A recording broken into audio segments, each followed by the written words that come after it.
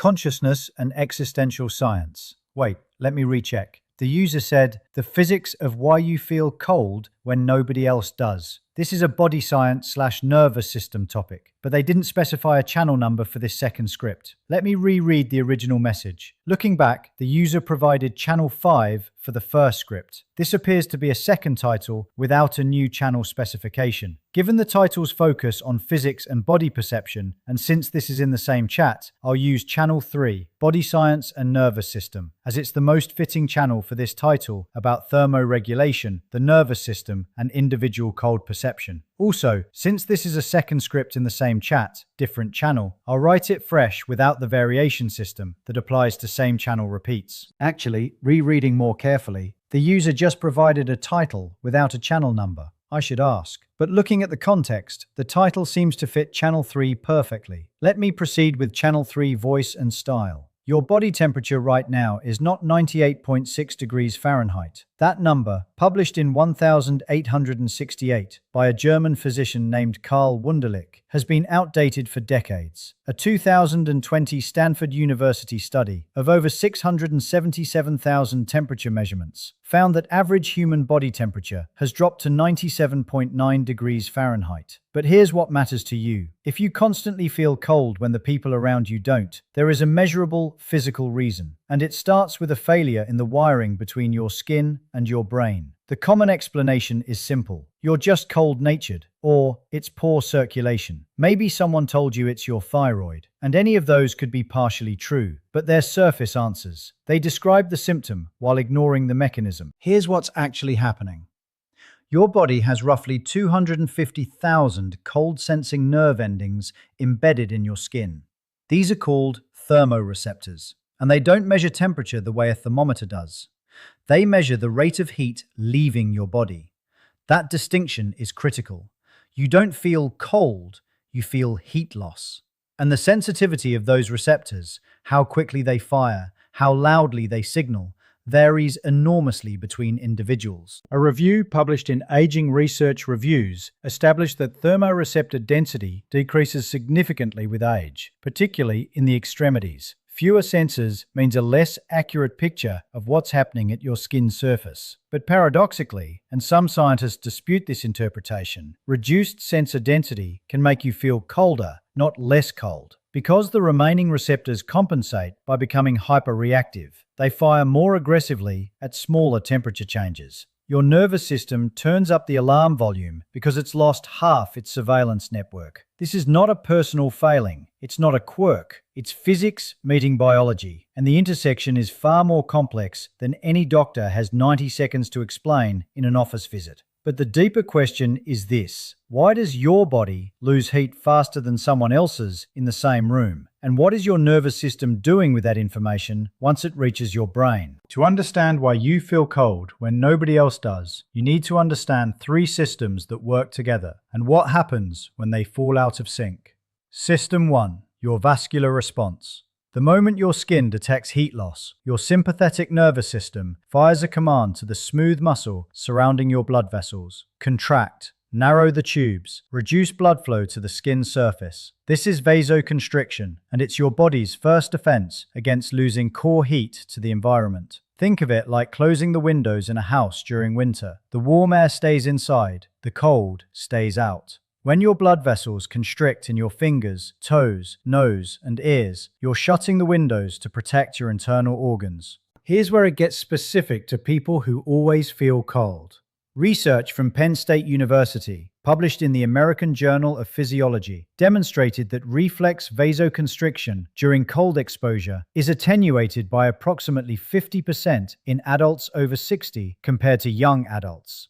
The blood vessels in aged skin simply don't close as tightly or as quickly. The mechanism behind this was traced to reduced synthesis of norepinephrine, the neurotransmitter your sympathetic nerves release to trigger vessel constriction. But this creates a paradox. If older adults vasoconstrict less, they should theoretically feel less cold in their extremities, because more warm blood is reaching the skin. Yet they report feeling colder. Why? Because the heat is escaping. Without proper vasoconstriction, your warm blood reaches the skin surface and radiates directly into the environment. You're hemorrhaging thermal energy through open windows. Your thermoreceptors detect that rapid heat loss, and they scream. The sensation of cold isn't about the temperature of your skin, it's about the speed at which you're losing heat. System 2. Your metabolic furnace. Every calorie you burn generates heat. This is called thermogenesis, and it comes from two primary sources. Your muscles generate heat through contraction and shivering, and a specialized tissue called brown adipose tissue, brown fat, generates heat by burning calories without any muscle movement at all. A 2011 study by Takeshi Yonashiro at Hokkaido University scanned 162 healthy adults aged 20 to 73 using PET/CT imaging after cold exposure. The results were stark. Cold-activated brown fat was detectable in more than 50% of subjects in their 20s. In subjects in their 50s and 60s, that number dropped below 10%. Your internal furnace has likely lost over 80% of its non-shivering heating capacity. And here's the part nobody mentions. Brown fat doesn't just warm you, it signals your brain that warming is occurring. When brown fat activates, it sends neural and hormonal feedback to your hypothalamus, the brain's thermostat, confirming that countermeasures are working. Without that feedback, your brain assumes the cold threat is unresolved. You keep feeling cold, even if the room is objectively warm. But this is only the surface layer. What happens inside your hypothalamus, the actual thermostat, is where the real explanation lives. Your hypothalamus sits at the base of your brain. It weighs about 4 grams, roughly the size of an almond, and it controls the set point of your entire thermal regulation system. Think of it as a thermostat on your wall. When the room drops below the set point, the furnace kicks on. When it rises above, the cooling system activates. Your hypothalamus works identically, but instead of controlling a furnace, it controls vasoconstriction, shivering, brown fat activation, sweating, and behavioral drive, the urge to put on a sweater or seek warmth. Here's what the research reveals about individual differences. Your set point is not the same as the person sitting next to you. Depending on who you ask, the normal range of human set points spans from roughly 97.0 degrees Fahrenheit to 99.0 degrees Fahrenheit, a full 2-degree window. If your set point is 98.4 degrees Fahrenheit and your partner's is 97.5 degrees Fahrenheit, you will perceive the same room temperature as uncomfortably cold while they feel perfectly fine. Neither of you is wrong. Your brains are simply calibrated to different baselines, but set points shift. And here's where age, hormones, and muscle mass all converge. Thyroid hormones, specifically triiodothyronine, called T3, directly regulate the rate of heat production in every cell of your body. T3 enters your cells and increases the rate at which mitochondria burn fuel. More T3 means more heat generated per cell per minute. When T3 drops, whether from subclinical hypothyroidism, iodine insufficiency, or age-related decline, your cellular heat production falls. Your hypothalamus detects the temperature dropping below set point. It activates the cold response. You feel freezing. But your skin temperature might be perfectly normal to an outside observer. If you've ever felt a bone-deep chill that no blanket seems to fix, this is what's happening inside your body. The heat isn't being lost from outside, it's failing to be generated from inside. Now layer in muscle loss. Skeletal muscle is your body's largest heat-producing organ. After age 30, you lose approximately 3 to 5% of your muscle mass per decade. By 60, many adults have lost 15 to 25% of the tissue that was generating baseline heat just by existing. A 1,998 review in Physiological Reviews by W. L. Kenny explicitly linked sarcopenia, age-related muscle loss, to impaired shivering thermogenesis and reduced baseline heat production in older adults. If this is connecting for you, if you're realizing that what you felt for years has a mechanical explanation, subscribe now, because what comes next is the hidden piece that ties every one of these systems together, and it's something almost no one discusses. Here's what makes this dangerous. None of these failures trigger a medical alert. Your thyroid tests might come back normal. Your muscle mass might be adequate for age. Your circulation might be within range. But the cumulative effect, the stacking of 3 marginal declines, pushes you below the comfort threshold, while every individual measurement stays inside the green zone. What almost nobody talks about is this. Your perception of cold is not just a body problem. It's a brain wiring problem. and the wiring degrades in a way that creates a mismatch between what's happening on your skin and what your brain concludes. The sympathetic nervous system, the branch that controls your fight or flight response and your vasoconstriction, doesn't just regulate blood vessels. It regulates how sensitively your brain interprets thermal signals. Research published in the Journal of Physiology by Graney and colleagues at Penn State demonstrated that skin sympathetic nerve activity, SSNA, during cold exposure was substantially reduced in older adults. The nerves themselves fired less. The signal traveling from the skin to the brain was weaker. But here's the counterintuitive finding. Despite weaker nerve signals, older adults reported greater subjective cold discomfort. How? Because the brain compensates for poor quality data by assuming the worst. When your hypothalamus receives a fuzzy, low-resolution signal from your skin, it doesn't conclude, everything is fine. It concludes, I can't confirm safety. Activate cold defense. Think about this like a security camera with a failing connection. The image is pixelated, unclear. The security guard watching the monitor doesn't relax. He goes on high alert. He assumes danger because he can't confirm its absence. Your brain does the same thing with thermal information. This means the worse your nerve signaling becomes, the more cold you feel, even as your actual body temperature remains stable. You're not imagining the cold. Your brain is genuinely generating the sensation, but it's generating it from fear of heat loss, not from actual heat loss. Read that again. Your sensation of cold can be real, measurable, neurologically generated, and still not reflect your actual temperature. The feeling is real, the interpretation is distorted. This is why two people in the same room, same clothing, same activity level can have completely opposite thermal experiences. One person's nervous system is transmitting clear, high-resolution data to the brain. The brain reads it, confirms stability, and stays quiet. The other person's system, your system, if you feel cold constantly, is transmitting degraded data, and the brain fills the gaps with alarm. Some researchers at the University of Pittsburgh have proposed that this sensory degradation follows the same pattern as hearing loss or vision loss, a gradual reduction in peripheral signal quality that the central nervous system tries to compensate for, often overshooting into hypersensitivity. So the question becomes, if your cold sensitivity is driven by signal quality rather than actual temperature, can you restore the signal? Here is what the evidence supports. 5 specific interventions, each targeting a different failure point in your thermal regulation system. Step 1.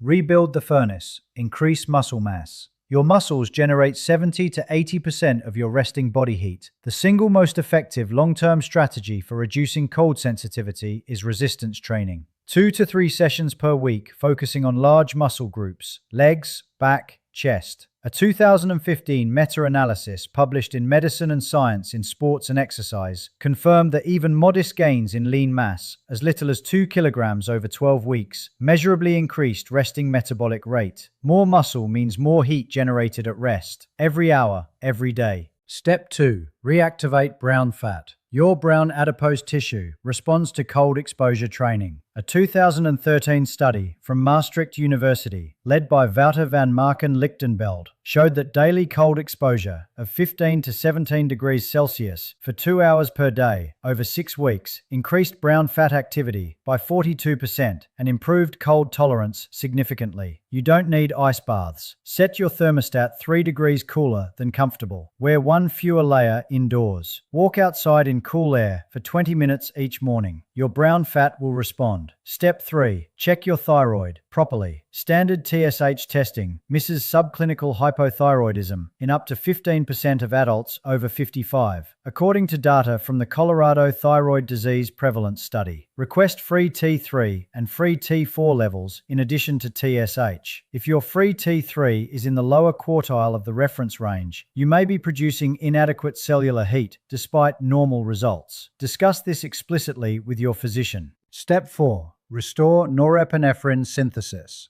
The neurotransmitter your nerves need to constrict blood vessels requires adequate tyrosine, an amino acid found in eggs, cheese, chicken, and fish, and a cofactor called tetrahydrobiopterin, or BH4, which depends on folate and iron status. Have your ferritin levels checked. Iron deficiency impairs thyroid function and norepinephrine production simultaneously. A ferritin level below 30 nanograms per milliliter, even if technically in range, has been associated with cold intolerance in multiple clinical observations. Step 5. Train the signal pathway. Cold water exposure to the hands and feet for 30 to 60 seconds, not painful cold, just cool, followed by rewarming, repeated daily, has been shown to improve vasoconstrictor reactivity over time. You are training your sympathetic nerves to fire with better timing and strength. It's the neurological equivalent of physical therapy for your thermal wiring. If even one of these steps explains something you've been feeling for years, hit like. It helps this reach more people who are sitting in warm rooms right now, shivering, and not understanding why. Dr. W. Larry Kenney at Penn State has spent 3 decades studying thermoregulation in aging adults. His published work confirms that even healthy older adults lose thermoregulatory capacity, not because of disease, but because of accumulated degradation in the neural reflex pathway. His research suggests that interventions targeting norepinephrine synthesis can partially restore vasoconstrictor responses in aged skin. Here's what this comes down to. You feel cold because physics is happening to your body, and your nervous system can no longer keep up with the math. Heat is energy. It moves from warm objects to cooler ones, always, without exception. Your body is a 98-degree object sitting in a 70-degree room, and it is losing heat every second you exist. The only reason you don't notice it is that, in a well-functioning system, your brain, your nerves, your blood vessels, your muscles, and your brown fat all coordinate to replace that heat as fast as it's lost. When any part of that coordination breaks down, you feel the deficit, not as a number, as a sensation, as a chill that no one else seems to share. You are not imagining it. Your nervous system is generating a real signal, but the signal has become louder than the threat warrants, because the wiring that carries information from your skin to your brain has lost resolution, and your brain defaults to alarm. I want to hear from you. Drop a comment. Which one of these 5 systems do you think is the primary driver for your cold sensitivity? Is it the muscle loss, the thyroid, the nerve signaling? Tell me, because I guarantee someone else reading your comments will recognize their own experience in it. Coldness is not weakness, it's information. Share this with someone who always reaches for a blanket when everyone else is comfortable. They deserve to know the physics behind what they're feeling. And if you haven't subscribed yet, do it now. What's coming next involves the single nerve that connects your gut, your heart, and your brain's ability to regulate every one of these systems. That video will change how you think about your body entirely. Your body is not broken, it's undertranslated.